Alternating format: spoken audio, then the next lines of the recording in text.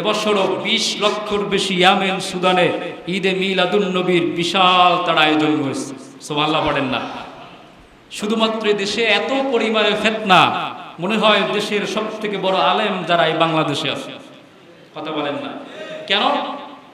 ঈদে মিলাদুন নবী, ঈদ শব্দের অর্থ হলো খুশি। ঈদ শব্দের অর্থ কি? যারা বলে ঈদ শব্দের অর্থ কি?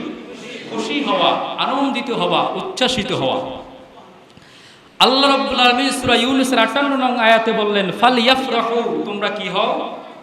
জোরে বলেন না, তোমরা কি হও? খুশি হও।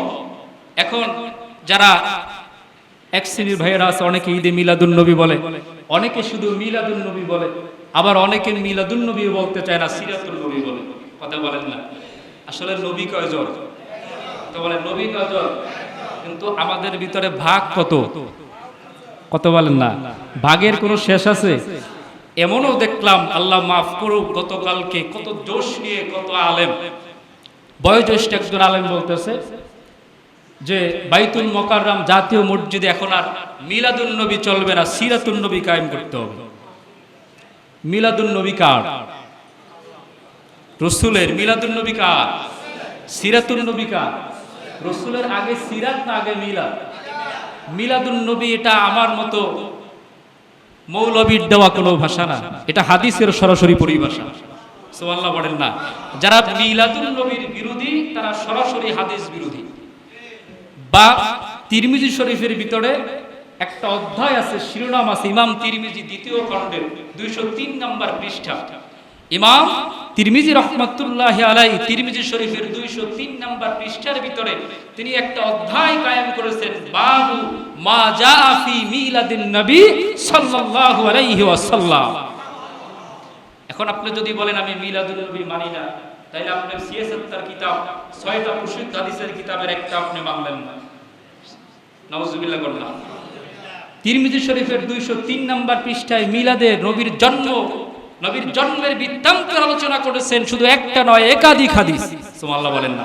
একটা স্বতন্ত্র অধ্যায় কায়েম করেছেন। সুবহানাল্লাহ বলেন না। এবার আসেন, ঈদ ব্যবহার করা হয় যারা ঈদে মিলাদুন নবী আমরা বলি, শরীয়তের শরঈ দৃষ্টিকোণ থেকে পারিভাষিক অর্থে ঈদ হলো দুইটা। কয়টা? দুইটা। একটা ঈদুল ফিতর আর একটা ঈদুল আজহা। এখন সমাজে যেটা নিয়ে বিভ্রান্ত ছড়ায় যে এই ঈদটা কোন ঈদ, এই ঈদের নামাজ কই, এরকম প্রশ্ন আছে না? দেখেন এবার আসেন, শরঈ দৃষ্টি থেকে একটা হলো পারিভাষিক অর্থ আর একটা হলো আবিধানিক অর্থ। লোকাতের আবিধানিক অর্থ, লোকাতের আবিধানিক দৃষ্টিকোণ থেকে আমরা যে ঈদে মিলাদুন নবী পালন করি, ফালিয়াফরাহু শব্দের অর্থ হলো খুশি হওয়া, আর ঈদ শব্দের অর্থ কি? খুশি হওয়া। আমরা রাসূলের আগমনে খুশি না বাজা? জোরে বলেন খুশি না বাজা?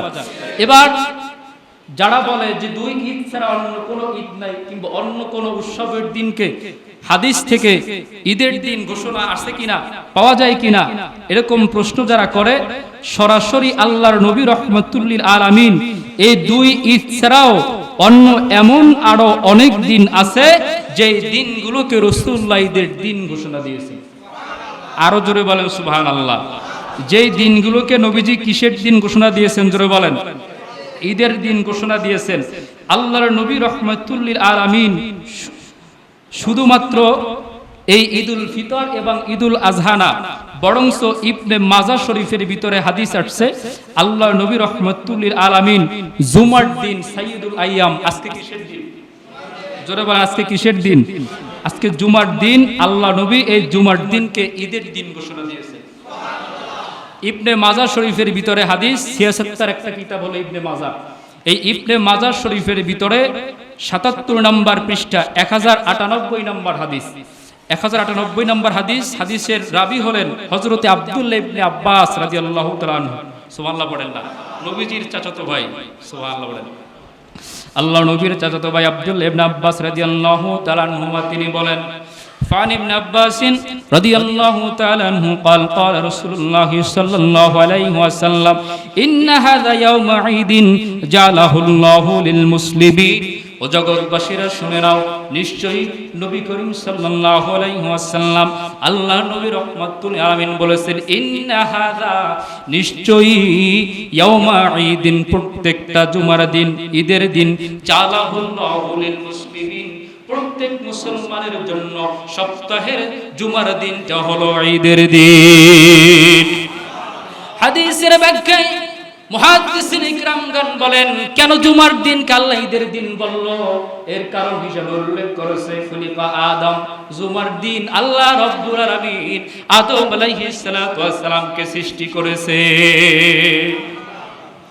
যদি আদম আলাইহিস সালাতু ওয়াস সালামকে সৃষ্টি করার কারণে ঈদের দিন হতে পারে, আনন্দের দিন হতে পারে, তাইলে যে রাসূলুল্লাহ না আসলে আদম আলাইহিস সালাতু ওয়াস সালামকে আল্লাহ পাঠাইতেন না।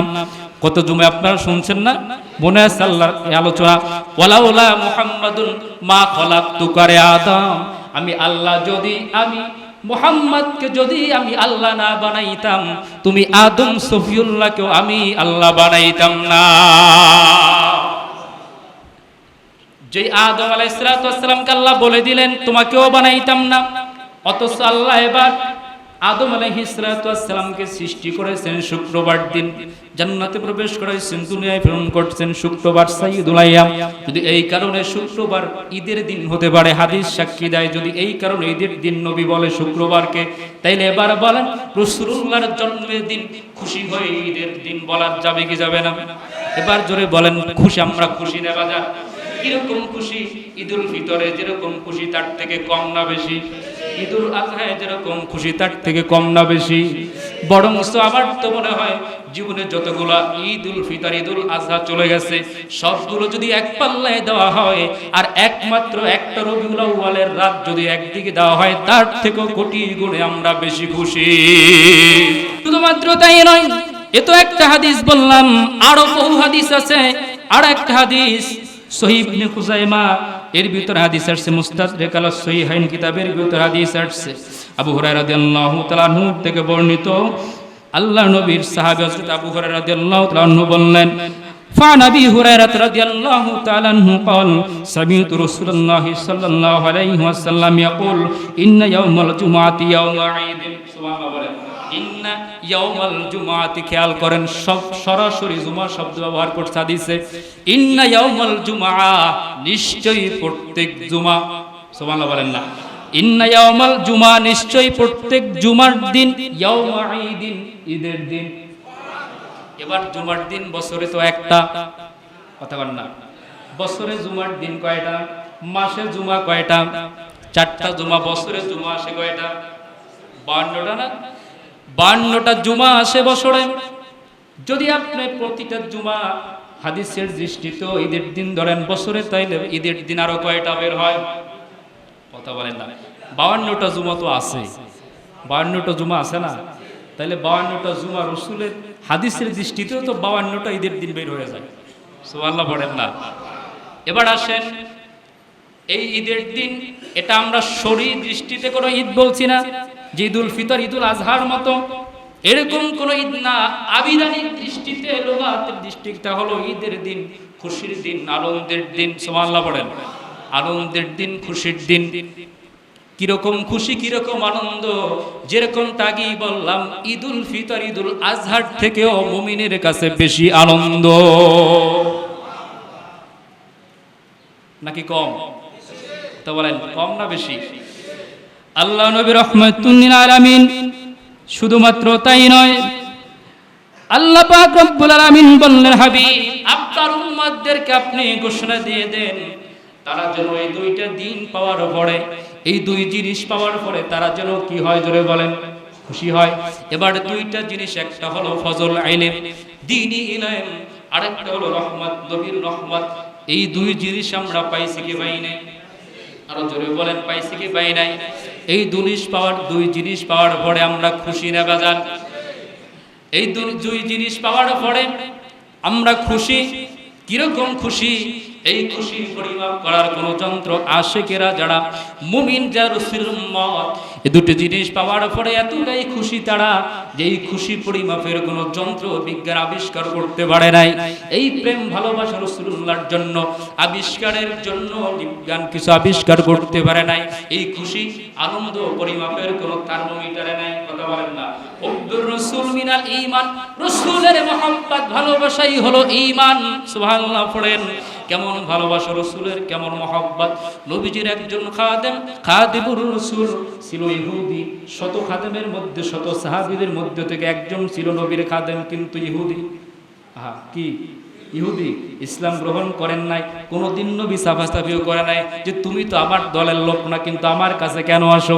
আজকে দেখা যায় হুজুর আমার দলের হইলে ফতোয়া গইরা যায়। কথা কন না। যেহেতু আমার দলের হুজুর করছে এটা বেদাত হয় নাই। যেহেতু বাইতুল মুকাদ্দামের ভিতরে এবছর লামাযহাবির আলেমরাও মিলাদুন নবীর ওয়াজ করেছে। সুবহানাল্লাহ কন না। আমার কাছে প্রমাণ আছে। লামাযহাবি যারা ফিরকায়ে বাতিলা, ভ্রান্ত পথভ্রষ্ট বদাকিতাদা, এই লামাযহাবি শায়েখরা যারা আজকে মুসলমান উম্মতকে ডিভাইড করে, ভাগ করে, তারা আজকে বাইতুল মুকাররমে 2700 টাকার জন্য মিলাদুন নবীর ওয়াজ করছে। প্রমাণ আছে আমার কাছে। নামাজের পরে যদি কেউ থাকেন দেখে যাইতে পারবেন, আমার কাছে প্রমাণ আছে। বাইতুল মুকাররমে 15 দিন মিলাদুন নবীর আয়োজন হয়েছে বছর। এখন আজকেও আছে। কতদিন? পক্ষকাল ব্যাপী ঈদে মিলাদুন নবী সাল্লাল্লাহু আলাইহি ওয়াসাল্লাম। আর বক্তাও সুন্দর পড়তেছে পবিত্র মহাপবিত্র ঈদে মিলাদুন নবী সাল্লাল্লাহু আলাইহি ওয়াসাল্লাম। কিন্তু বাইতুল মুকাররম মসজিদে জায়েজ হয়ে গেল 2700 টাকায়, আর পালাকাল মসজিদে আসলে বিদআত হয়ে যায়। এটা কি ইমানদার না মুনাফিক? জোরে কোন, ইমানদার না মুনাফিক?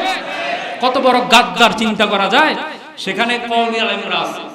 শুধু বাইতুল মুকাররমে আলিয়াপন্থী যারা মিলাদুন নবীর পন্থী তারা না, সেখানে বাংলাদেশের কওমি আলেমরা আছে, তাবলীগ পন্থী আছে, শর্ষিনাপন্থী আছে। এমন কোন ইসলামিক দল নাই বাদ ছিল লামাযহাবি। এবছর লামাযহাবি আলেমও একদিন আছে। তাইলে সব ধরনের আলেম আছে না নাই? সেখানে বড় করে ব্যানারে লেখা আছে মহাপবিত্র ঈদে মিলাদুন নবী। সুবহানাল্লাহ বলেন না। এবার যেই বক্তা সেটা নিয়ে বিভ্রান্ত ছড়ায়, সেই বক্তাও সেখানে যায় পড়ে মহাপবিত্র ঈদে, জোরে বলেন না, ঈদে মিলাদুন নবী। সুবহানাল্লাহ বলেন না। তো বাইতুল মুকাররম মসজিদে গেলে কি ফতুয়া ঘুরে যায়? কথা কন না, ফতুয়া ঘুরে যায়। আবার বলে 16 বছর মিলাদুন নবী পালন করছি, এখন আর মিলাদ চলবে না, সিরাত চলবে। তো 16 বছর এক ফতুয়া, এখন কি আরেক ফতুয়া নাকি? কোরআন হাদিসের ফতুয়া যেটা 16 বছর ছিল কিয়ামত পর্যন্ত সেটাই থাকবে। কথা বলেন ঠিক কিনা? আমরা রাসূলের মিলাদ মানি, সিরাত মানি। কথা বলেন ঠিক কিনা? আমরা রাসূলের মিলাদুন নবীকে কেন্দ্র করে নবীজির মিলাদের আলোচনার বিষয়, আর সিরাত হলো আমলের বিষয়। ঠিক কিনা? আমরা কোনোটা মাইনাস করতে চাই না, কোনোটা মাইনাস করতে চাই না। আমরা দুইটাই মানতে চাই। কথা বলেন ঠিক কিনা? আমরা কয়টা মানতে চাই? দুইটা মানতে চাই। যেটা আলোচনা শুরু করছিলাম শেষ করতে পারি নাই, ইনশাআল্লাহ পরবর্তীতে শেষ করব। নবীজির খাদেম ছিল ইহুদি। মনে রাখেন যে রাসূলের মহব্বত কিরকম ছিল তার ভিতরে, আর এই মহব্বতের বিনিময়ে তার কি হয়েছিল, ইনশাআল্লাহ এটা হাদিস সাক্ষী আলোচনা করব। সম্মানিত মুসল্লিয়ানে কেরাম, আজকে পবিত্র ঈদে মিলাদুন নবীর সন্ধ্যার পরে আজকে যে দিনটা আসতেছে, এই আগামীকাল শনিবার রাত্র, আজকে কথা বলেন না, শুক্রবার সূর্যাস্তের পরে যে রাত্রটা, এটা কিসের রাত? শনিবারের রাত। এটা হলো ঈদ মিলাদুন নবীর রাত। সুবহানাল্লাহ বলেন না। লাইলাতু মাউলিদিল মুস্তাফা, ইমাম কুস্তালানী রাহমাতুল্লাহ আলাইহি বলেন মাওয়াহিবুল লাদুনিয়ার ভিতরে এই রাত্রটা এমন দামি যে লাইলাতুল কদরের থেকে এই রাত্রের দাম বেশি। তিনি ব্যাখ্যা করেছেন কেন লাইলাতুল কদর পেয়েছি, কোরআন নাজিল হয়েছে এই জন্য এই রাত্রের দাম বেশি। আর যার ওসিলায়, যার উপরে কোরআন নাজিল হয়েছে, যাকে সৃষ্টি না করলে কোরআন পাইতাম না, সুবহানাল্লাহ বলেন না, সেই মহামানবের আগমনের রাত্র হলো এই পবিত্র ঈদে মিলাদুন নবীর 12ই রবিউল আউয়ালের রাত।